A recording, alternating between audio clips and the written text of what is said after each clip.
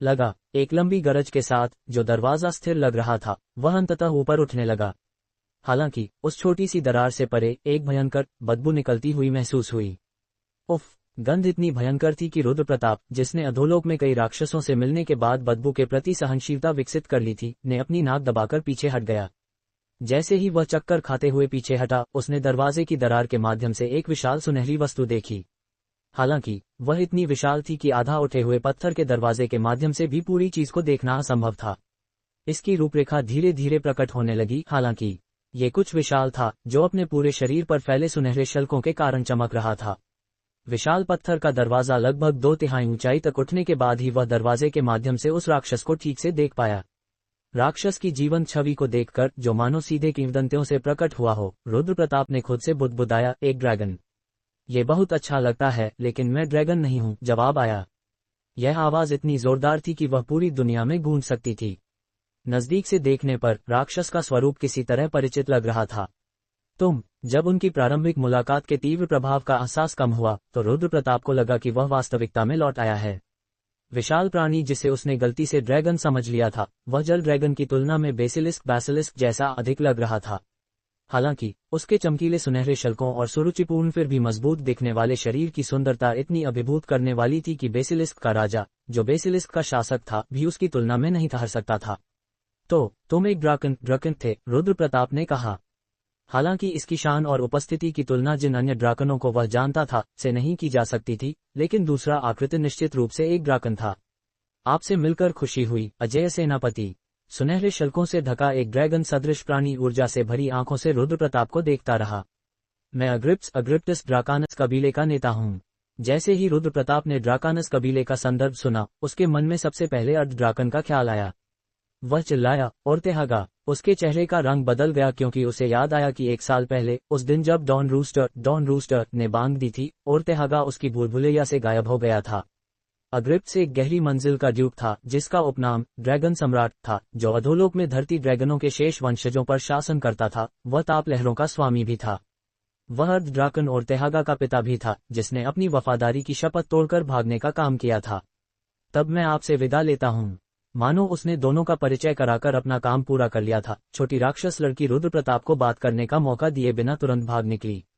जैसे ही वह गायब हुई, विशाल पत्थर का दरवाजा जोर से बंद हो गया। चिंता न करें, मैं बस आपसे अकेले बात करना चाहता था, मेरा कोई और मतलब नहीं है, अग्रिप्टस ने कहा। रुद्र प्रताप ने एक उड़ी नजर देखी, क्योंकि वह जानता था कि ओर्तेहागा, जिसके बारे में कहा जाता था कि वह झूठ नहीं बोल सकता, ने अपनी वफादारी की शपथ तोड़कर भागने का काम किया था। उसे अग्रिप्टस के शब्दों पर विश्वास करना मुश्किल लग रहा था। जो चाहो कहो। हालांकि मैं अब यह नहीं मानता कि ड्राकन के शब्दों में कोई झूठ नहीं होता, लेकिन मैं आपकी बात सुनूंगा। अग्रिप्टस के साथ उसकी पिछली मुलाकात के बाद से मिले पहले ड्यूक होने के बावजूद रुद्र प्रताप ने बेबाक और साफ साफ बात की।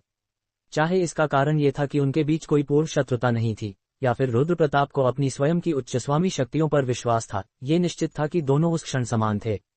अन्यथा वह शानदार ड्रैगन उसके व्यंग्य को बर्दाश्त नहीं करता। ये सच है कि हमारा कबीला झूठ नहीं बोल सकता, अग्रिप्टस ने कहा। बस इतना सोचकर कि उसने गायब हुए ओर्तेहागा में कितने डाउन रत्नों का निवेश किया था, साथ ही बुलावे के पत्थर अब कितने कीमती थे, रुद्र प्रताप ने निराशा महसूस किए बिना नहीं रहा। हालांकि वह एक ड्यूक के खिलाफ बुद्धि की लड़ाई लड़ने का खर्च बर्दाश्त नहीं कर सकता था। इस प्रकार उसने अपनी भावनाओं को दबाया और धैर्यपूर्वक अग्रिप्टस के अगले कदम का इंतजार किया। मेरे पास आपसे एक एहसान मांगने की इच्छा है, अग्रिप्टस ने शुरुआत की। लेकिन रुद्र प्रताप कितना भी घमंड सहन कर सकता था, उसकी भी एक सीमा थी। उसका चेहरा तुरंत गंभीर हो गया। जवाब में अग्रिप्टस ने जल्दी से जारी रखा, कृपया ओर्तेहागा को बचाए। क्या? अप्रत्याशित अनुरोध पर रुद्र प्रताप की आंखें सिकुड़ गईं। जब और पूछा गया तो ड्राकनों के नेता ने संघर्षपूर्ण अभिव्यक्ति के साथ बोला, ओर्तेहागा ने एक ड्राकन के रूप में अपनी गरिमा और विश्वसनीयता खो दी है, और अब वह एक भयंकर अभिशाप के तहत मर रहा है। रुद्र प्रताप नहीं समझ पाया कि अग्रिप्टस ने बाद में क्या कहा। उसने जिस तरह समझाया, ओर्तेहागा ने वफादारी की शपथ तोड़ने के बदले में एक भयंकर अभिशाप प्राप्त किया था, और वह अभिशाप से केवल अपने अनैतिक कार्य की कीमत चुकाकर और रुद्र प्रताप के प्रति पूर्ण निष्ठा और समर्पण के साथ अपनी शपथ फिर से शुरू करके ही बच सकता था। कृपया ओर्तेहागा को वापस ले लीजिए। फिर से अग्रिप्टस ने ओर्तेहागा को रुद्र प्रताप के हवाले करने की कोशिश की। जो एक बार युद्ध के मैदान से भाग जाता है, वह निश्चित रूप से फिर से ऐसा करता है, रुद्र प्रताप ने जवाब दिया। घमंडी ड्राकन को निराश देखना एक मजेदार अनुभव था, लेकिन अब उसके पास ओर्तेहागा को स्वीकार करने का कोई कारण नहीं था। अतीत की तुलना में जब उसके हीरो ग्रेड के सेवक कमजोर थे, वर्तमान का महान भूलभुलैया तुलनात्मक रूप से अद्वितीय शक्ति का दावा करता था। ऐसी स्थिति में रुद्र प्रताप को एक भगोड़े को अपने पास रखने की कोई आवश्यकता महसूस नहीं हो रही थी। हालांकि अगर मैं ओर्तेहागा को स्वीकार कर लूं तो मुझे बदले में क्या मिलेगा? ऐसा करना एक सौदे के लायक होगा। बताइए आप क्या चाहते हैं?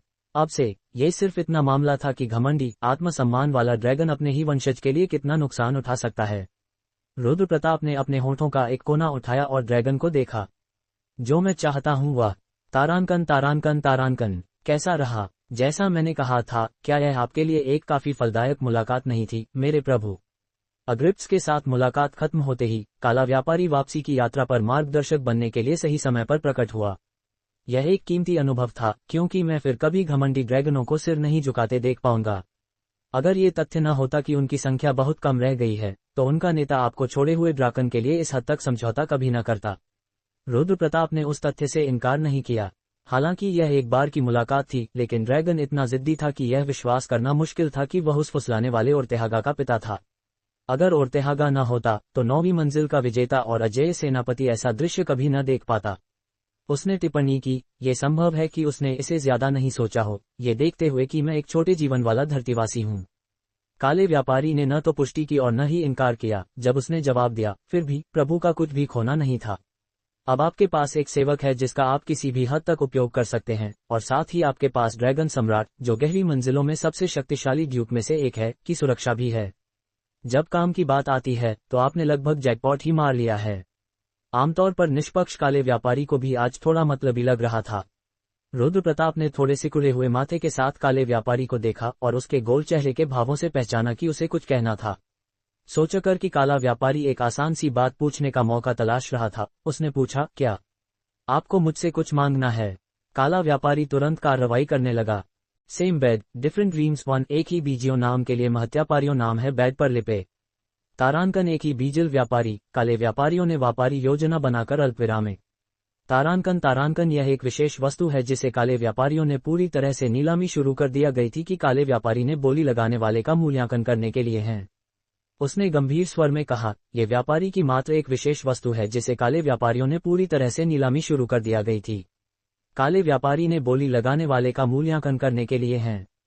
क्या ये व्यापारी किसी और एक विशेष वस्तु है जिसे काले व्यापारियों ने पूरी तरह से नीलामी शुरू कर दिया गई थी कि काले व्यापारी ने बोली लगाने वाले का मूल्यांकन करने के लिए हैं? हालांकि काले व्यापारी ने पूरी तरह से सहमत हुए बिना किसी देर के, वह अपने आप बैठकर चुप रहा और बोला, मुझे केवल इतना कहा रहा हूं कि मैं आपसे एक निश्चित वस्तु पर बोली लगाने का मूल्यांकन करने के लिए एक वादा दिलाए गए हैं। पर इसके बाद उसने व्यापारी की बात जारी रख दी और अपने चेहरे पर गंभीरता आ गई। उसने कहा, मैं इस बारे में और कुछ नहीं बता सकता। रुद्र प्रताप ने अपनी आंखें सिकुड़ी और उस व्यापारी के अनौपचारिक रवैये पर नाराजगी जताई। इसके अलावा काले व्यापारी ने अभी भी कोई जवाब नहीं दिया। इसलिए रुद्र प्रताप ने चिंतित स्वर में पूछा, वह वस्तु नीलामी के लिए कब कब रखी जाएगी? मैं अभी यह नहीं बता सकता, काले व्यापारी ने जवाब दिया। हम ये बहुत बेतुका था कि वस्तु क्या है, ये भी नहीं जानते हुए बोली लगाने का वादा करना। इस प्रकार रुद्र प्रताप ने चिंतित स्वर में पूछा, वह वस्तु कब रखी जाएगी? मैं ये भी अभी नहीं बता सकता। जब सही समय आएगा तो मैं आपको बताऊंगा, काले व्यापारी बोला। चूंकि काले व्यापारी कोई और जानकारी देने में असमर्थ था, रुद्र प्रताप को वास्तव में संदेह था कि क्या व्यापारी वास्तव में चाहता था कि वह उस विशेष वस्तु पर बोली जीते। अंततः उसने कहा, मैं कोशिश करूंगा। कोशिश करना काफी नहीं है, आपको बोली जीतनी ही होगी, काले व्यापारी ने जोर दिया। रुद्र प्रताप ने अपनी आंखें सिकुड़कर उस व्यापारी के असामान्य रूप से कठोर रवैये को देखा। काले व्यापारी ने भी उसकी नजर से बचने के बजाय एक गंभीर अभिव्यक्ति के साथ उसे देखा और दोहराया, कृपया उसे जीतें। मानो उसे पुष्टि मिली हो, काले व्यापारी ने रुद्र प्रताप को वही शब्द बार बार दोहराए। तारांकन तारांकन तारांकन। नीलामी जारी रही। जैसा कि काले व्यापारी ने पहले दिन वादा किया था, नीलामी के दूसरे दिन एक और कुलीन की मुहर बोली के लिए रखी गई। हालांकि पहले दिन के विपरीत, जब केवल एक मुहर के लिए बोली लगाई गई थी, दूसरे दिन 3 बैरन की मुहरें रखी गईं। उन तीनों मुहरें प्रत्येक पर 60,000 रत्नों की अप्रतिम कीमत पर जीती गईं, क्योंकि पिछली नीलामी में कुलीन की मुहर जीतने में विफल रहे प्रतिभागियों ने बोली की कीमत को और बढ़ा दिया था। छोटे राक्षस मेजबान ने गर्व के साथ नीलामी के दूसरे दिन की समाप्ति की घोषणा की और एक और दिन बीत गया।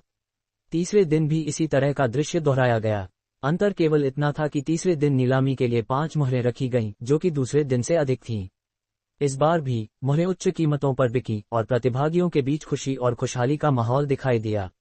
धीरे धीरे लेकिन निश्चित रूप से नीलामी घर का माहौल दिन ब दिन गर्माता गया। हालांकि रुद्र प्रताप के नजरिए से नीलामी कुछ खास नहीं थी और वास्तव में यह उसकी अपेक्षा के विपरीत उबाऊ थी। वे ये भी नहीं जानते कि उन्होंने अपने ही पैर पर कुल्हाड़ी मार ली है और मैं इस बकवास पर अपनी ऊर्जा बर्बाद कर रहा हूँ। ऐसा लगता है कि मेरे चारों ओर केवल बेवकूफ लोग ही हैं, चाहे वह मेरे अधोलोक में हो या उनके अधोलोक में, एक आवाज उभरी। इस अचानक टूटे विराम ने रुद्र प्रताप को बिल्कुल भी परेशान नहीं किया। उसने अपनी नजर मंच से हटाकर पीछे देखा। हो, तुम अब तक भी हैरान नहीं हो क्या? देखते हुए कि उसने रुद्र प्रताप से कोई प्रतिक्रिया नहीं प्राप्त की, विलाप स्वामी ने निराशा व्यक्त करते हुए बड़बड़ाया। जो चाहो कहो, रुद्र प्रताप ने जवाब दिया। कितना उबाऊ है। पहले दिन के अलावा विलाप स्वामी ने अपने वीआईपी कमरे में ही डेरा डालकर ऐसे बस गई थी मानो वह उसका अपना कमरा हो।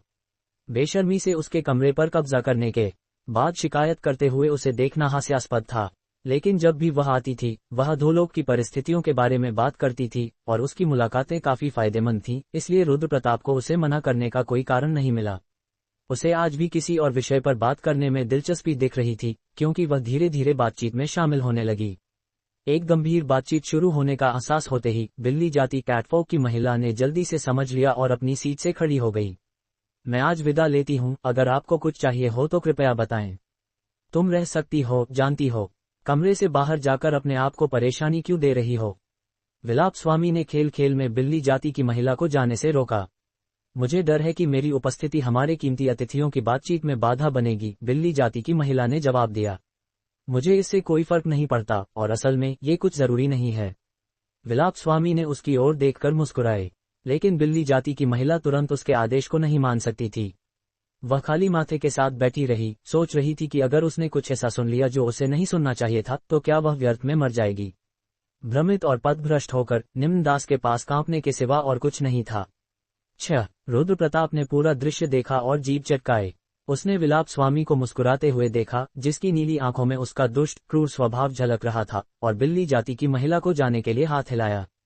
अगर मुझे कुछ चाहिए होगा तो मैं बुलाऊंगा, हमें अकेले छोड़ दो। जी हाँ। जैसे ही रुद्र प्रताप ने बात पूरी की, बिल्ली जाति की महिला जल्दी से वीआईपी कमरे से बाहर भाग गई, मानो वह डरती थी कि कहीं विलाप स्वामी उसे फिर से न रोक ले। चलो बेवजह मजाक न करें, रुद्र प्रताप ने कहा। वह अपने दुश्मनों के साथ कई गुना अधिक क्रूरता करने में सक्षम था, लेकिन कम से कम वह विलाप स्वामी की तरह बिना किसी वजह दूसरों को परेशान नहीं करता था। ईमानदारी से कहें तो बिल्ली जाति की महिला का क्या होता, इससे उसे कोई फर्क नहीं पड़ता था, लेकिन विलाप स्वामी के नर्म रवैये के पीछे कभी कभी जो पागलपन और क्रूरता प्रकट होती थी वह उसे बेचैन करती थी, इसीलिए उसे बोलना पड़ा। लगता है तुमने सिर्फ बुरी चीजें सीखी हैं, उसने टिप्पणी की। केवल ये कहने के बाद ही उसे एहसास हुआ कि वह कितना बालपन लग रहा था, मानो कोई बच्चे को डांट रहा हो, लेकिन ईमानदारी से कहें तो वह गलत नहीं था। आखिरकार विलाप स्वामी का व्यवहार उस निरीक्षक से ज्यादा अलग नहीं था जिसने अतीत में सुरंग खोदने वालों को सताया था। मेरा जिन्वू नर्म दिल का है क्या? विलाप स्वामी ने रुद्र प्रताप के साथ दोस्ताना और करीबी दिखाना जारी रखा, लेकिन जितना अधिक वह ऐसा करती गई उतना ही रुद्र प्रताप की अभिव्यक्ति ठंडी होती गई। उसने जवाब दिया, मुझे फिर कभी उस नाम से मत पुकारो। उच्च स्वामियों के लिए उनके नाम केवल उपाधियां नहीं थे। केवल एक नेत्रा स्वामी का वास्तविक नाम जानकर वह जागृत हो सका था, और लालच के महान भूल भुलैया का नाम जानकर बहुत कुछ बदल गया था। ऐसी स्थिति में अगर दुश्मन को विलाप स्वामी के बार बार उसका नाम लेने के कारण उसका नाम पता चल गया तो यह उसके लिए नुकसानदेह होगा। मुझे जिन्वू को जिन्वू ही बुलाना चाहिए, है ना? और मैं आपको क्या बुलाऊंगी? विलाप स्वामी ने जवाब दिया। उर्ग, रुद्र प्रताप ने बड़बड़ाया। काश उसे शुरू से उसका नाम नहीं पता होता, क्योंकि उसे पहले से ही उसका नाम पता था, इसलिए उसे किसी और नाम से बुलाने को कहना थोड़ा मजबूरी भरा लगता। लेकिन फिर भी उसने अपनी नाराजगी नहीं छिपाई। उसने कहा, अभी तक ठीक से परिचय नहीं दिए बिना बहुत अधिक दोस्ताना बनने का नाटक करना थोड़ा ज्यादा है। जब उसने अपनी ईमानदार भावनाएं प्रस्तुत की तो ये लगभग एक शिकायत जैसा सुनाई दिया, लेकिन इसके पीछे का अर्थ स्पष्ट था। अगर तुम सहयोगी हो तो अपना नाम बताओ। अपना वास्तविक नाम प्रकट करने से बढ़कर कोई विश्वास नहीं हो सकता। अगर मैं तुम्हें अपना नाम बताऊं तो क्या तुम मुझ पर थोड़ा विश्वास करोगे? विलाप स्वामी ने पूछा। उसने ऐसा कहा होगा, लेकिन ऐसा कोई मौका नहीं था कि वह इतनी बेरहमी से अपना नाम प्रकट कर देगी। रुद्र प्रताप ने एक उड़ी नजर देखी, लेकिन मानो उसकी प्रतिक्रिया का मजाक उड़ाते हुए, विलाप, स्वामी ने अचानक अपना वास्तविक नाम प्रकट कर दिया। कैथरीन, वह मेरा नाम है। आप अब विलाप स्वामी का वास्तविक नाम जान चुके हैं। विलाप स्वामी अधोलोक पर शासन करने वाले 10 प्राचीन लॉर्ड्स में से एक थे। उनका जो कुछ भी बचा था वह शोक और दुख था, और हर कोई उनसे डरता था। हालांकि वह अतीत की उस भयानक स्वामी जैसी नहीं हो सकती, ये निश्चित है कि उसने पूरी तरह से उसका नाम और शक्ति विरासत में प्राप्त की है। आपको विलाप स्वामी कैथरीन की शक्तियों के बारे में एक सुराग मिला है। अधोलोक के संत फ्रॉस्ट्रियंस शायद उसके बारे में थोड़ा जानते हों। रुद्र प्रताप उसके अनपेक्षित नाम के खुलासे से स्पष्ट रूप से भ्रमित हो गया। क्या यह इतना साधारण नहीं है?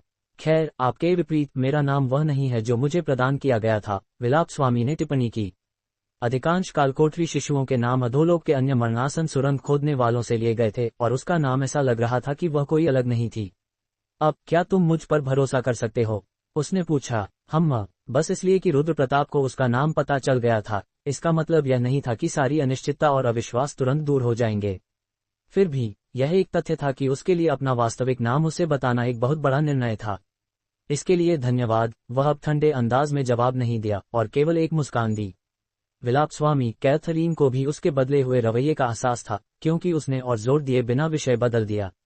खैर, नाम तो वही हुआ। उसने फिर से वह कहानी उठाई जिसे उसने रुद्र प्रताप के हस्तक्षेप के कारण टाल दी थी, जिससे वह भटक गई थी। हमेशा की तरह आज की नीलामी का मुख्य आकर्षण। एक बार फिर एक कुलीन की मुहर को अंतिम वस्तु के रूप में नीलामी के लिए रखा गया है। जब दोनों बात कर रहे थे, नीलामी का चौथा दिन समाप्त होने वाला था। तारांकन तारांकन तारांकन 4 दिन बीत चुके थे और 4 नीलामियां समाप्त हो चुकी थीं। इस बीच मुहरें खरीदने के परिणामस्वरूप 14 नए कुलीन थे, लेकिन इससे रुद्र प्रताप को कोई फर्क नहीं पड़ता था। जैसा कि काले व्यापारियों ने कहा था कि यह उनकी अब तक की सबसे महत्वाकांक्षी नीलामी है, रुद्र प्रताप इसका इंतजार कर रहा था, और फिर भी उसने एक भी वस्तु नहीं देखी जिसने उसका ध्यान आकर्षित किया हो। इसके बजाय नीलामी में मौजूद कुलीन ही थे जिन्होंने उसका ध्यान खींचा। चौथे दिन के अंत में अनातोलियस उससे मिलने आया। उसने रुद्र प्रताप को गहरी मंजिलों की स्थिति से अवगत कराया, और इस प्रक्रिया में रुद्र प्रताप को पता चला कि पार्थेनन और डेनेरियन ने खुद को बंद कर लिया है। उसने ये भी सुना कि काउंट, जिनमें लेडी ब्राइंटेस शामिल थीं, अपनी चालें चलना शुरू कर चुके थे, और वातावरण में एक अजीब एहसास था। अब जब भूत भगा दिए गए हैं, वे अपनी विजय में गंभीर होना चाहते हैं। मुझे आशा है कि आप मेरे समर्पित समर्थन और दयालुता को नहीं भूलेंगे। अभिव्यक्तिहीन लोहे का मुखौटा जो अनातोलियस ने पहना था वह वही था, लेकिन अजीब तरह से अधीर दिग्गज ने सहयोग और सहायता की इच्छा जताते हुए उन शब्दों को कई बार दोहराया। फियू, अतीत में ये स्थिति रुद्र प्रताप के लिए पूर्ण सिरदर्द की तरह होती, लेकिन अब 11वीं मंजिल के काउंटों के बीच होने वाला ये झगड़ा उसे तुच्छ लग रहा था। मकड़ी ड्यूक के साथ उसके पुनर्मिलन और यहाँ तक कि ड्रैगन सम्राट से मिलने के बाद शक्ति के बड़े चित्र में उनकी लड़ाई बच्चों का खेल जैसी लग रही थी।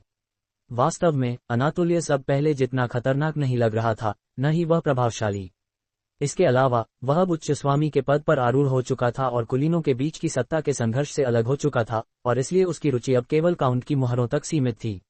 जाहिर है, इसका मतलब यह नहीं था कि उसके पास अब 11वीं मंजिल के काउंटों को तुरंत घुटनों के बल लाने की शक्ति थी, नहीं वह उनकी मुहरें उनसे जबरदस्ती छीन सकता था। उसकी व्यक्तिगत शक्ति के बावजूद काउंटों की क्षमता, जो अनगिनत वर्षों में जमा हुई थी, को कम नहीं आंका जा सकता था। लेकिन उसके पास मदद थी, ड्रैगन सम्राट और विलाप स्वामी के रूप में। ड्रैगन सम्राट ने अपने वंशज को बचाने के लिए एक भारी कीमत चुकाने का निर्णय लिया था, जिसका शरीर अभिशाप से सड़ रहा था। इस प्रक्रिया में उसने वादा किया कि वह रुद्र प्रताप को एक काउंट की मुहर लाकर देगा, जो चीज उसे सबसे ज्यादा जरूरी थी। मैं उन काउंटों का बलिदान नहीं कर सकता जिन्होंने मुझे वफादारी की शपथ ली थी, इसलिए कृपया धैर्य रखें क्योंकि इसमें समय लगेगा। अपने अधीन काउंट की मुहर जबरदस्ती छीनने के बजाय अग्रिप्स गहरी मंजिलों में युद्ध शुरू करने के इरादे से लग रहा था। वह वास्तव में एक घमंडी ड्राकन था और समस्याओं को हल करने में उसका तेज ज्ञान काफी सराहनीय था। रुद्र प्रताप के नजरिए से अग्रिप्स के प्रस्ताव के साथ उसका कुछ भी खोना नहीं था। एक ड्राकन को स्वीकार करने के बदले ये काफी अच्छा सौदा था। कैथरीन, विलाप स्वामी की सहायता ड्रैगन सम्राट की तुलना में और भी तत्काल थी। जीवन पत्थरों वाली सत्ताएं उच्च स्वामियों के अधिकार से इनकार करने में असमर्थ होती हैं। रुद्र प्रताप ने कभी कल्पना नहीं की थी कि उन जीवन पत्थरों पर ही एक उपाय था जो अधोलोक में आने वाली विपदा का उत्तर दिया गया था। कैथरीन ने दावा किया था कि जीवन पत्थरों ने उसके अधोलोक की विजय में सबसे बड़ी भूमिका निभाई थी। वर्तमान में केवल कुछ लोगों को ही जीवन पत्थर प्राप्त हुए थे, लेकिन उसे यकीन था कि इस अधोलोक पर कब्जा करने के लिए उनकी संख्या जल्द ही पर्याप्त हो जाएगी। जैसे ही रुद्र प्रताप नीलामी घर के पर्दे के पीछे अपना काम निपटा रहा था, 5वीं नीलामी शुरू हो गई। शुरू होने के तुरंत बाद काला व्यापारी प्रकट हुआ और बोला, वह समय जिसकी मैंने पहले बात की थी अब आ गया है। रुद्र प्रताप ने प्रतिवर्ती क्रिया में मंच की ओर देखा। एक बार फिर बोली, जीतने वालों को बधाई, और अब हम अगली वस्तु के लिए नीलामी शुरू करेंगे।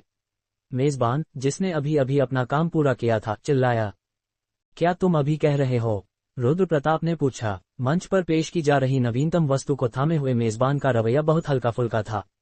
इसलिए रुद्र प्रताप को यकीन नहीं हो रहा था कि क्या ये वह वस्तु थी जिस पर बोली लगाना उचित रहेगा, भले ही वह अति आवश्यक हो। अगर वह वस्तु उतनी ही विशेष होती जितना काले व्यापारी ने संकेत दिया था, तो उसे इतनी साधारण ढंग से प्रस्तुत नहीं किया गया होता। हाँ, अभी, काले व्यापारी ने जवाब दिया। रुद्र प्रताप काले व्यापारी के रवैये के पीछे के तर्क को समझ नहीं पा रहा था, लेकिन काले व्यापारी की आवाज दृढ़ थी। उस बिंदु पर रुद्र प्रताप को वस्तु की पहचान के बारे में एक बार फिर पूछने के अलावा कोई चारा नहीं था। आखिर यह क्या है जिसके लिए तुम इतने जिद पर अड़े हो? जवाब देने के बजाय काले व्यापारी ने खुद एक सवाल के साथ जवाब दिया, क्या मैंने कभी आपको ऐसा प्रस्ताव दिया है जो आपके लिए हानिकारक साबित हुआ हो, मेरे प्रभु? ऐसे समय थे जब काले व्यापारी ने रुद्र प्रताप का भरपूर फायदा उठाने की पूरी कोशिश की थी, लेकिन अंत में काले व्यापारी ने केवल ऐसे ही प्रस्ताव दिए थे जो उसके लिए फायदेमंद थे। लेकिन क्योंकि उसने पहले कभी इतना जोरदार रवैया नहीं अपनाया था, रुद्र प्रताप वस्तु की पहचान के बारे में और भी अधिक उत्सुक हो गया। हालांकि काले व्यापारी से यह पता लगाना आसान नहीं लग रहा था, जो स्पष्ट रूप से अपना मुंह बंद रखकर सच्चाई प्रकट नहीं करने वाला था। जब रुद्र प्रताप विचार कर रहा था, तो मेजबान ने बोली की वस्तु को प्रस्तुत करते हुए कहा, इस उत्पाद का एक बहुत ही रहस्यमयी इतिहास है। उसके हाथ में वह रत्न था जिसकी चमक पूरी तरह से मिट चुकी थी। एक प्राचीन आह्वान पत्थर, समनिंग स्टोन, जिसका उपयोग पहले कभी नहीं किया गया है। कोई नहीं जानता कि ये आह्वान पत्थर कब बनाए गए थे या इनमें क्या है, लेकिन जितने भी आह्वान पत्थर अब तक खोजे गए हैं, उन सभी की तरह हमें यकीन है कि इसमें भी कुछ बहुत महान छिपा है। जिस वस्तु के लिए काले व्यापारी इतना आग्रह कर रहा था, वह एक प्राचीन आह्वान पत्थर था। रुद्र प्रताप, जिसने एक तरह से कई बार आह्वान पत्थरों का उपयोग किया था, वह रत्न के धुंधले रंग को तुरंत पहचान सका। उसने थोड़ी दबी हुई नजरों से काले व्यापारी की ओर देखा। चूंकि उसने आह्वान पत्थर के माध्यम से मॉरिगन के साथ साथ हाइमडॉल और ट्रियंस को भी प्राप्त किया था, वह आह्वान पत्थर के मूल्य को कम आंकने का इरादा नहीं रखता था, लेकिन काले व्यापारी द्वारा इसके बारे में किए गए हंगामे की तुलना में ये कुछ हद तक निराशाजनक था। निराश होने के लिए अभी भी बहुत जल्दी है। रुद्र प्रताप के चेहरे पर निराशा देखकर काले व्यापारी ने आत्मविश्वास से भरे भाव से जवाब दिया, मैं अंततः पता लगा ही लूंगा। रुद्र प्रताप ने काले व्यापारी के हठी रवैये पर कंधे उचकाए और फिर मंच की ओर देखा। सामान्य प्रतिभागी प्राचीन आह्वान पत्थर में रुचि नहीं लग रहे थे, क्योंकि वे बेमन से मेजबान की बड़बड़ाहट सुन रहे थे। ये स्पष्ट था कि प्राचीन आह्वान पत्थरों के भीतर निवास करने वाले नायक निश्चित रूप से शक्तिशाली प्राणी थे। हालांकि यह आम बात थी कि वे अपने आह्वानकर्ताओं के आदेशों का पालन नहीं करते थे, इसलिए यह कोई आश्चर्य की बात नहीं थी कि वे इतने अनाकर्षित दिख रहे थे। अगर आप भाग्यशाली हैं, तो इस आह्वान पत्थर में कोई विशाल शक्ति हो सकती है। मैं इंतजार नहीं कर सकता कि देखूं कि कौन अपनी किस्मत आजमाता है। अपने शब्दों के विपरीत छोटे राक्षस मेजबान का रवैया लगभग यांत्रिक लग रहा था। शायद उसने नीलामी घर के माहौल को देखा था, जो प्राचीन आह्वान पत्थर में बहुत कम रुचि दिखा रहा था, जो कि नीलामी का लगभग एक विषैला तोहफा, व्हाइट एलिफेंट था, और वह अगली वस्तु पर जाने के लिए नीलामी को जल्दी से पूरा करने के संकेत दे रहा था। उसने पुकारा, शुरुआती कीमत 5000 रत्न होगी। किस्मत की परीक्षा और बाकी बातों के अलावा 5000 रत्न की शुरुआती बोली कीमत काफी सस्ती थी। 5100 रत्न, 5200 रत्न। बोली की कीमत धीरे धीरे बढ़ी। फर्श पर बैठे सामान्य प्रतिभागियों के चेहरों पर कोई उत्साह नहीं था, जो बिना किसी प्रतिस्पर्धा के बहुत धीरे धीरे बोली लगा रहे थे। और मेजबान के निष्क्रिय रवैये ने लगभग सौदे को पक्का कर दिया, जिससे उपस्थित सभी लोग आह्वान पत्थर को एक बहुत ही मामूली वस्तु मानने लगे। उसने पुकारा, मैं खुद को दोहराता हूँ, मेरे पास यह आह्वान पत्थर ऐसा है जिसका किसी ने भी उपयोग नहीं किया है। एक पूरी तरह से नया। हम निश्चित रूप से नहीं जानते कि यह महान किस्मत लाएगा या बुरी किस्मत, लेकिन एक बात निश्चित है कि यह अपने आप में एक दुर्लभ वस्तु है। ये पूरी तरह से बकवास थी। अगर अब मृत 10वीं मंजिल के बैरन, जो केवल अपनी भूल भुलैयाओं को सजाने पर केंद्रित थे, इस नीलामी में भाग लेते, तो स्थिति भिन्न होती। लेकिन अभी ऐसा कोई नहीं था जो बिना जाने कि अंदर क्या है, इसे केवल दुर्लभ होने के कारण इतना खर्च करे। 5800 रत्न, 5800 रत्न। कोई और, अगर 10 की गिनती तक कोई बोली नहीं लगाई गई, तो यह वस्तु। प्रभु, रुद्र प्रताप, जिसने अभी तक नीलामी में भाग नहीं लिया था और केवल मंच पर स्थिति का निरीक्षण कर रहा था, ने काले व्यापारी की ओर देखा और कहा, मुझे आशा है कि तुम मुझे निराश नहीं करोगे। उसने बिल्ली जाति की महिला सहायक का ध्यान आकर्षित करते हुए कहा, 6500 रत्न, चूंकि उसने पहले बोली नहीं लगाई थी, बिल्ली जाति की महिला ने थोड़ी परेशान अभिव्यक्ति के साथ उसे देखा, इससे पहले कि वह जल्दी से घबराकर वीआईपी कमरे के अंदर लगी ट्यूब को पकड़ा।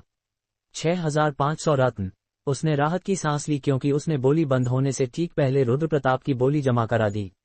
ओह, हमें 6500 रत्न की बोली मिली है। मेजबान के चेहरे पर अचानक एक परेशान भाव आया। यह उसके लिए अच्छा था कि नीलामी की कीमत बढ़ गई थी, लेकिन वह इस बात से असहज लग रहा था कि यह तब हुआ जब वह उम्मीद कर रहा था कि बोली जल्दी खत्म हो जाएगी। 6500 रत्न। क्या कोई है जो 6500 रत्न से अधिक बोली लगाना चाहता है?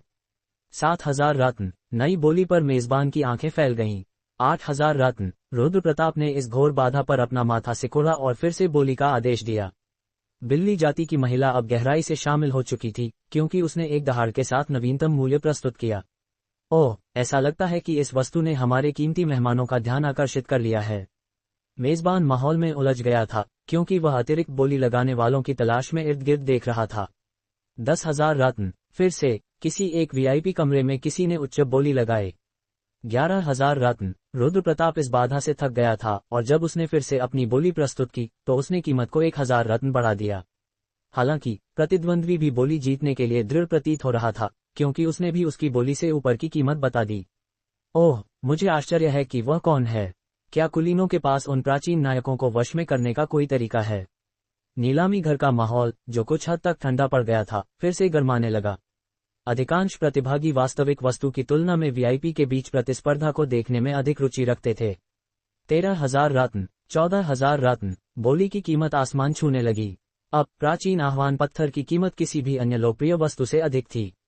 19,000 रत्न। 20,000 रत्न। रुद्रप्रताप ने अपना माथा सिकोड़ा। उसने प्राचीन आह्वान पत्थर का मूल्य 20,000 रत्न निर्धारित किया था। वह बिना जाने कि अंदर क्या है, एक आह्वान पत्थर पर और अधिक कीमती डाउन रत्न बर्बाद करने का इरादा नहीं रखता था। मुझे बताओ कि मुझे तुम्हारे साथ यह वादा क्यों निभाना चाहिए? उसने काले व्यापारी पर दबाव डाला, जो असामान्य रूप से चुप था। 20,000 रत्न। हमें 20,000 रत्न की बोली मिली है। क्या कोई और है? मेजबान ने अपना उत्साहित चेहरा धीरे धीरे उठाया और वीआईपी कमरों को स्कैन किया। मुझे यकीन है कि आप, हमारे कीमती मेहमान, इस आह्वान पत्थर के वास्तविक मूल्य को समझते हैं। बोली की ओर अधिक ध्यान आकर्षित करने के लिए मेजबान के सावधानी से चुने गए शब्दों ने अब तक फर्श पर बैठे सभी प्रतिभागियों को बोली युद्ध को अत्यधिक रुचि के साथ देखने पर मजबूर कर दिया था। मुझे एक कारण दो कि मुझे इस बेमतलब के अहंकार के युद्ध में क्यों भाग लेना चाहिए। रुद्रप्रताप को महसूस हो रहा था कि उसका अज्ञात बोली प्रतिद्वंद्वी जरूरी नहीं कि स्वयं आह्वान पत्थर की आवश्यकता के कारण ही बोली में भाग ले रहा था। शुरू में ये जिज्ञासा के कारण हो सकता था, लेकिन अब इससे स्पष्ट रूप से ऐसा लग रहा था मानो यह अहंकार के लिए लड़ाई थी, या फिर कोई कुछ षड्यंत्र रच रहा था। काले व्यापारी ने जवाब नहीं दिया। वह केवल रुद्रप्रताप को देखता रहा, अपनी अडिग नजरों से संपर्क तोड़ने के बिना।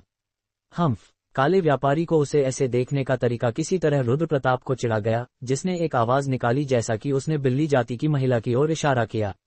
उसने कहा, 25,000 रत्न। महिला हैरान रह गई, लेकिन जल्दी से होश में आकर उसने उसकी नवीनतम बोली को आगे बढ़ाया। ऐसा लगता है कि इस आह्वान पत्थर का छिपा हुआ मूल्य हमारे कीमती मेहमानों की आंखों में दिखाई दे रहा है। प्रतिस्पर्धा को प्रेरित करने के लिए मेजबान के स्वर ने सूक्ष्म रूप से बोली लगाने वालों के साथ साथ अन्य कुलीनों के अहंकार को भी भड़काया। हालांकि रुद्रप्रताप और उसके अज्ञात प्रतिद्वंद्वी के अलावा किसी और ने बोली में कोई रुचि नहीं दिखाई। प्रतिभागियों ने केवल एक अपेक्षाकृत बेकार आह्वान पत्थर के लिए दो कुलीनों के बीच अहंकार के युद्ध को रुचि के साथ देखा। 30,000 रत्न। 30,000 रत्न। 30,000 रत्न। हमें 30,000 रत्न की बोली मिली है। रुद्रप्रताप ने अपना माथा सिकोड़ा। इस बिंदु पर वह बेचैनी से यह जानना चाहता था कि उसकी बोली में बाधा डालने वाला कौन था। अपनी ठंडी नजरों से उसने वीआईपी कमरों को देखा, लेकिन विशेष रूप से डिजाइन किए गए वीआईपी कमरों की अपारदर्शी खिड़कियों के कारण वह उनका चेहरा भी नहीं देख पा रहा था। मुझे क्या करना चाहिए? बिल्ली जाति की महिला ने रुद्रप्रताप के इरादे के बारे में पूछा। वह बेतुकी तरीके से उच्च बोली मूल्य से अधिक हैरान लग रही थी। हम जारी रखेंगे, रुद्रप्रताप ने जवाब दिया। अगर आप दूसरी तरफ की बोली को रोकना चाहते हैं तो मुझे लगता है कि आपको थोड़ा साहसिक रूप से आगे बढ़ना होगा। रुद्रप्रताप की सहायक के रूप में, जिसे काले व्यापारी ने सावधानी से व्यवस्थित किया था, बिल्ली जाति की महिला ने सौदे को पक्का करने के लिए बहुत अच्छी सलाह दी। यही तो मैं करने वाला था। रुद्रप्रताप ने अपनी सहायक की बात खुशी खुशी स्वीकार की। 50,000 रत्न। उसने बोली की कीमत को एक अत्यधिक राशि तक बढ़ा दिया। केवल इतनी बड़ी राशि के साथ ही वह अंततः अपने प्रतिद्वंद्वी को चुप करवा सकता था। क्या कोई और बोली है? अगर कोई अतिरिक्त बोली नहीं है तो हम इस नीलामी को बंद कर देंगे। मेजबान ने गिनती शुरू की। हालांकि जब उसने 10 तक गिनती की तो कोई और बोली नहीं थी। प्राचीन आह्वान पत्थर की बोली जीतने वाले कुलीन को बधाई। हम आपको आपके साहस के बराबर भाग्य की कामना करते हैं। मेजबान अच्छे मूड में लग रहा था, संभवतः एक तुलनात्मक रूप से फेंकने योग्य वस्तु को नीलामी का मुख्य आकर्षण मानी जाने वाली कुलीन की मुहर की तुलना में बहुत अधिक कीमत पर बेचने के कारण। हालांकि बोली जीतने के बावजूद रुद्र प्रताप का चेहरा अच्छा नहीं था। उसने बोल्ड तरीके से कीमत बढ़ाई थी और जीतने में सफल रहा था, लेकिन यह आवश्यकता से अधिक महंगा था। इस प्रकार उसे किसी ऐसी वस्तु पर अच्छा महसूस करने का कोई कारण नहीं था जिसके बारे में उसे कोई जानकारी नहीं थी। धन्यवाद। काले व्यापारी, जो आमतौर पर हंगामा खड़ा करके अतिशयोक्तिपूर्ण भाषण दे सकता था, ने गहराई से झुककर प्रणाम किया। इस असामान्य दृश्य को देखकर रुद्र प्रताप थोड़ा ढीला हो गया। उसने काले व्यापारी के इशारे के पीछे कुछ ईमानदारी देखी, और अतीत में सोचने पर जब उसने खुद से कहा कि उसने 50,000 रत्न की कीमत पर काले व्यापारी के प्रति अपने सभी कर्ज मिटा दिए हैं, तो ये पैसे का पूर्ण अपव्यय नहीं लगा।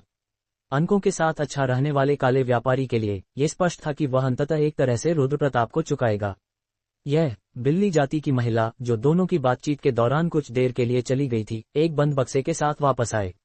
अगर संभव हो तो मैं आपको सूचित करना चाहूंगा कि आप आह्वान पत्थर का उपयोग यहाँ नहीं बल्कि एक सुरक्षित स्थान पर करें, काले व्यापारी ने चेतावनी दी। रुद्र प्रताप, जो उस आह्वान पत्थर की सामग्री की तुरंत जांच करने की योजना बना रहा था जिसके लिए उसने 50,000 डाउन रत्न चुकाए थे, ने अपना माथा सिकुड़ा और कहा, तुम काफी मांग कर रहे हो। ये शब्द मेरे लिए नहीं बल्कि आपके लिए हैं, प्रभु, काले व्यापारी ने जवाब दिया। उन शब्दों ने रुद्र प्रताप को कुछ हद तक असहज कर दिया और उसने आह्वान पत्थर को वापस बक्से में रख दिया। तारांकन तारांकन तारांकन। जैसे ही काला व्यापारी चला गया, कैथरीन प्रकट हुई और तुरंत एक सवाल पूछा, वह कहाँ है? क्या? रुद्र प्रताप ने जवाब दिया, आह्वान पत्थर, वह कहाँ है? कैथरीन ने फिर से पूछा। रुद्र प्रताप ने अपना माथा सिकोड़ा और पूछा, क्या ये तुम थी? स्पष्ट रूप से कैथरीन ही थी जिसने उसे 50,000 रत्न खर्च करवाए थे। नीलामी तो इसी तरह के मजे के लिए होती है ना? कैथरीन का बेशर्म रवैया, बहाने बनाने के बजाय, ने रुद्र प्रताप को और भी अधिक परेशान किया।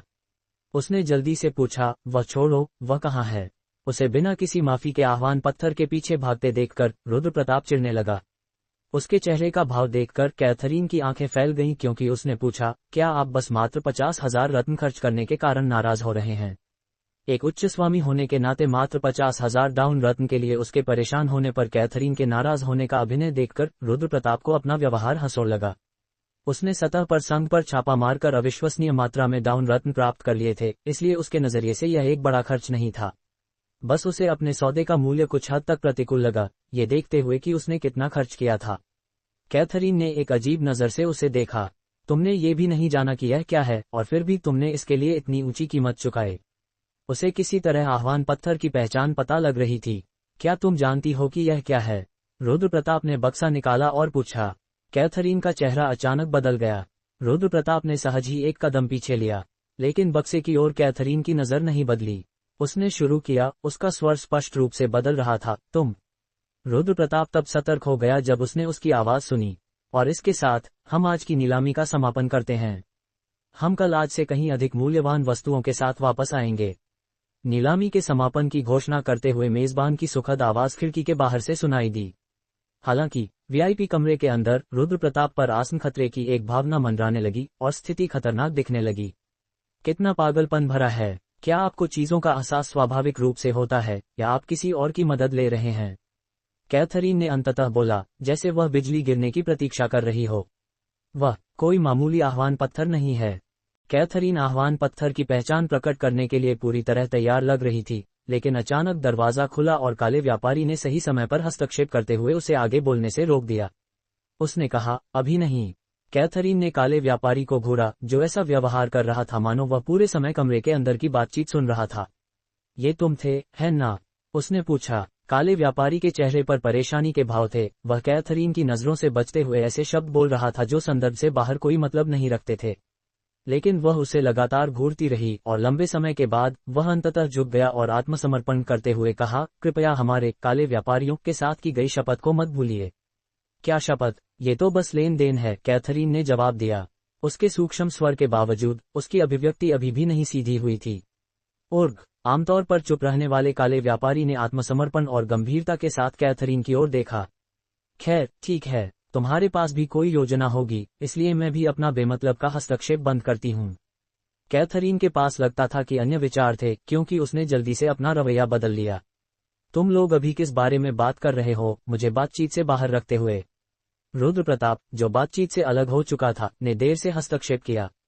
लेकिन कैथरीन और काले व्यापारी ने उसका कोई जवाब नहीं दिया, मानो उनके बीच पहले से कोई समझौता था। इसके बजाय कैथरीन ने बस कहा, ये तुम्हारा मामला नहीं है। अगर वह हस्तक्षेप नहीं करता तो वह उनकी चाल में एक कठपुतली बनकर रह जाता। इस प्रकार रुद्र प्रताप ने तेज स्वर में दबाव डाला, ऐसा लग रहा है कि तुम मेरे बारे में बात कर रहे हो।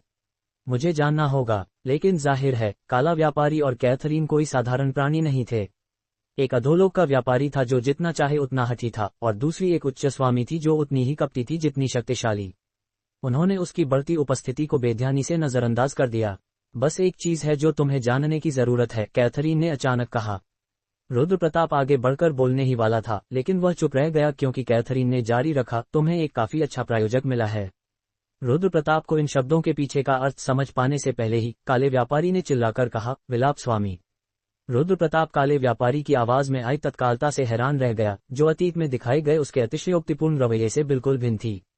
तुम लोग, मुझे मत बताओ कि तुम लोग इस समय अनबाधित अनकंट्रैक्टेड हो, कैथरीन ने पूछा। प्रभु, कोई भी आगे की टिप्पणी हमारी शपथ का स्पष्ट उल्लंघन है, काले व्यापारी ने पहले से भी कठोर स्वर में जवाब दिया। उसकी चिल्लाहट में शत्रुता का भाव भी था। लेकिन कैथरीन, एक उच्च स्वामी, एक मामूली छोटे राक्षस के प्रतिशोध से विचलित नहीं हुई। उसने जवाब दिया, क्या तुम नहीं, काले व्यापारियों को पता है कि तुम इस समय क्या कर रहे हो? यह आपका अधोलोक नहीं है प्रभु, यहाँ हमारे अपने नियम हैं, इसलिए कृपया अब और हस्तक्षेप न करें, काले व्यापारी ने उसे चेतावनी दी। क्या ये काले व्यापारी का असली चेहरा था? उसका असली स्वभाव, जो उसके छोटे और साधारण रूप के पीछे सभी इस समय तक छिपा हुआ था, अंततः प्रकट हो गया था। ठीक है, मैंने वैसे भी तुमसे लाभ उठाया है, इसलिए मैं अब और हस्तक्षेप नहीं करूंगी। कैथरीन आश्चर्यजनक रूप से सहमत हो गई, लेकिन ये शांति केवल एक क्षण के लिए रही, क्योंकि उसकी आंखें ठंडी हो गईं। लेकिन मुझे तुम्हें एक चेतावनी देने दो।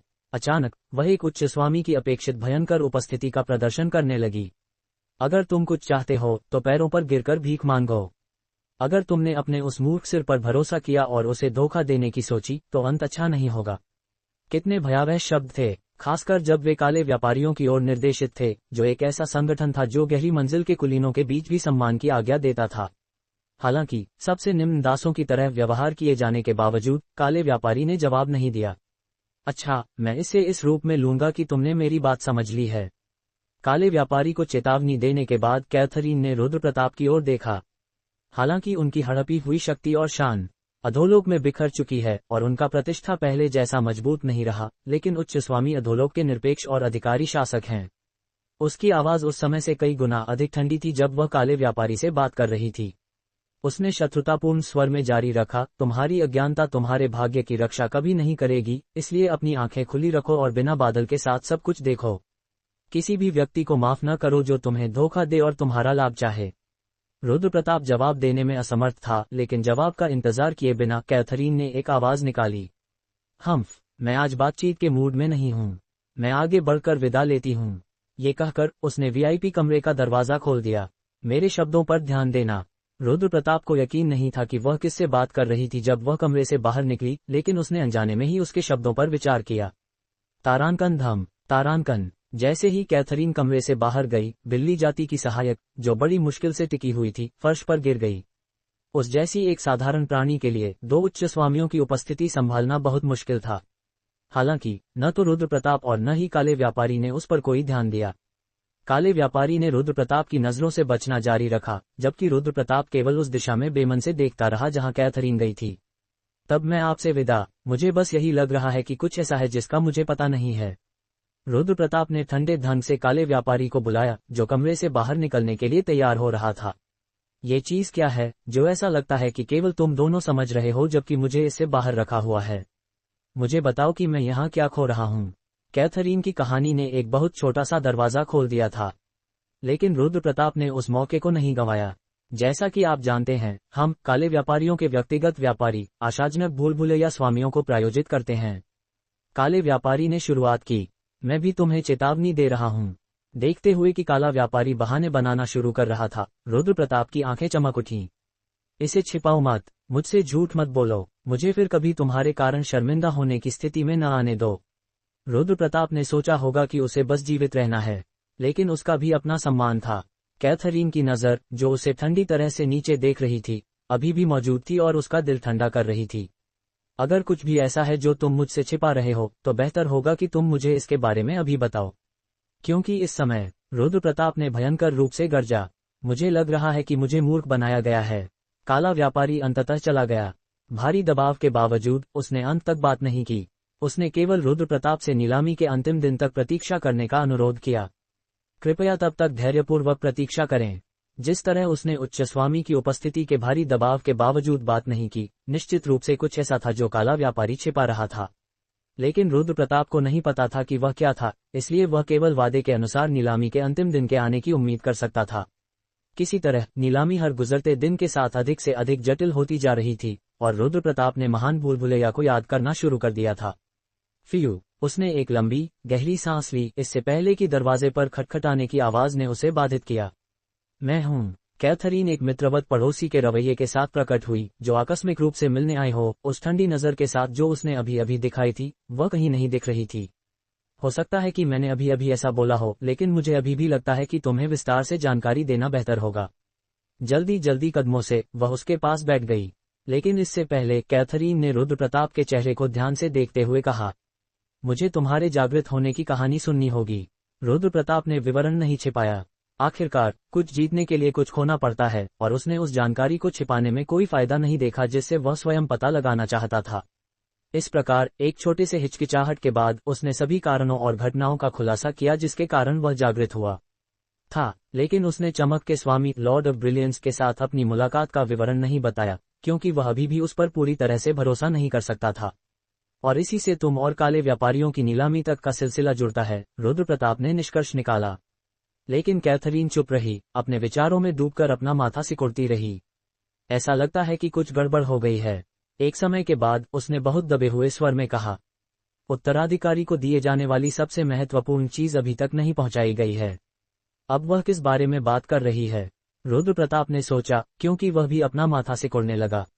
वह अपने मन में सवाल पूछने के लिए बेताब था, लेकिन वह चुप रहा, क्योंकि वह चाहता था कि कैथरीन बोलती रहे। एक नेत्रा स्वामी के पास 2 कौवे थे, कैथरीन ने कहा। जब उसने कौवे शब्द का उल्लेख किया, तो रुद्र प्रताप के मन में सबसे पहले मॉरिगन का ख्याल आया।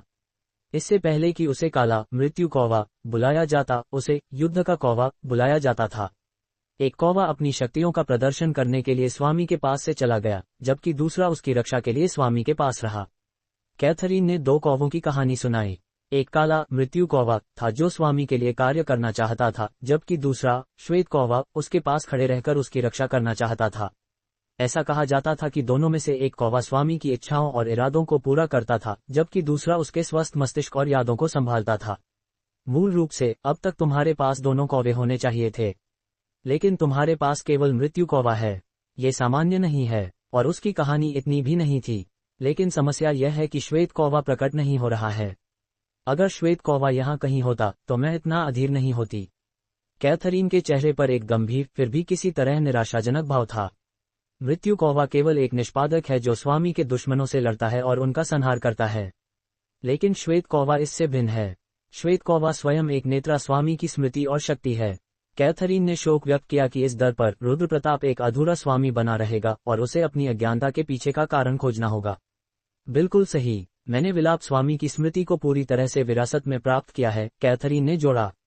रुद्र प्रताप अगर कोई और होता तो उन शब्दों को झाड़ देता, लेकिन कैथरीन के चेहरे पर अजीब तरह का एक अंधेरा था। जब रुद्र प्रताप ने और गहराई से पूछताछ की, तो उसने एक लंबी सांस ली और अपनी स्थिति के बारे में समझाया। पहले और दूसरे, साथ ही मैं भी, हम सभी एक नेत्रा स्वामी के उत्तराधिकारी का इंतजार कर रहे थे। उस भयानक राक्षस को, जिसे रात कहा जाता है, भगाने वाला कोई और नहीं बल्कि एक नेत्रा स्वामी था। देखो, वह बोलते हुए कमरे में इधर उधर घूमती रही, एक चिंतित नजर के साथ जो रुद्र प्रताप ने पहले कभी उसके चेहरे पर नहीं देखी थी। ये काम नहीं करेगा, हमें पहले और दूसरे से मिलना चाहिए। क्या तुमने यह नहीं कहा था कि तुम सभी एक दूसरे के साथ अच्छे संबंध नहीं रखते थे? रुद्र प्रताप ने पूछा। अभी इसका समय नहीं है। इस दर पर हम सभी रात द्वारा मारे जाएंगे, कैथरीन ने जवाब दिया। स्थिति रुद्र प्रताप के सोचने से कहीं अधिक विकट लग रही थी, क्योंकि कैथरीन उसकी अपेक्षा से कहीं अधिक गंभीर थी। खैर, मुझे जाना होगा, कैथरीन ने ऐसा कहा मानो वह उसी क्षण नीलामी घर से चली जाने वाली थी। रुको, रुद्रप्रताप ने उसे उसी समय पकड़ा जब वह कमरे से बाहर जाने ही वाली थी। सोही, कितना दुखद, कितना दुखद। अभी की स्थिति पर विचार करते हुए, छोड़ो, सोही सही समय आने पर तुम्हें मिल जाएगी। और वैसे भी, वह पहले तुम्हारी तलाश करेगी, इसलिए चिंता मत करो, कैथरीन ने कहा, एक असामान्य रूप से दयालु और सहानुभूतिपूर्ण रवैया दिखाते हुए जिसने रुद्रप्रताप को स्पष्ट रूप से भ्रमित कर दिया। तब, जब तक हम फिर से मिलें, अलविदा। ये कहकर कैथरीन अच्छे के लिए चली गई। रुद्रप्रताप को नहीं पता था कि वह उसका असली स्वभाव था, या स्थिति वाकई इतनी गंभीर थी। मूल रूप से, स्वामी का बर्तन तैयार होने तक किसी भी टुकड़े का सामना नहीं कर सकता था। कुछ गड़बड़ हो गई है। कैथरीन ने कहा था कि मॉरिगन केवल एक प्राचीन नायक श्रेणी का आह्वान नहीं था, क्योंकि उनकी पहली मुलाकात रुद्रप्रताप की अस्तुत से मुलाकात से बहुत पहले हुई थी। उसने ये भी कहा था कि मुलाकात किसी भी तरह से प्राकृतिक नहीं थी। रुद्रप्रताप का चेहरा अपने सभी गहरे विचारों के कारण विकृत हो गया। अगर मॉरिगन से पहले मिलना उसके पूर्ण जागृत होने से रोक रहा था, तो ये किसी के हस्तक्षेप के कारण होना चाहिए। और उसी क्षण उसे एहसास हुआ कि वह कौन था। अनातोलियस। उसने लोहे के मुखौटे वाले विशालकाय को याद किया जिसने आह्वान पत्थर को एक तोहफे के रूप में भेजा था। आली चीज में अधिक रुचि नहीं रखते, बजाय इसके कि एक महंगी कीमत जिसे संभालना मुश्किल है और जिसके लिए भयंकर लड़ाई हो रही हो।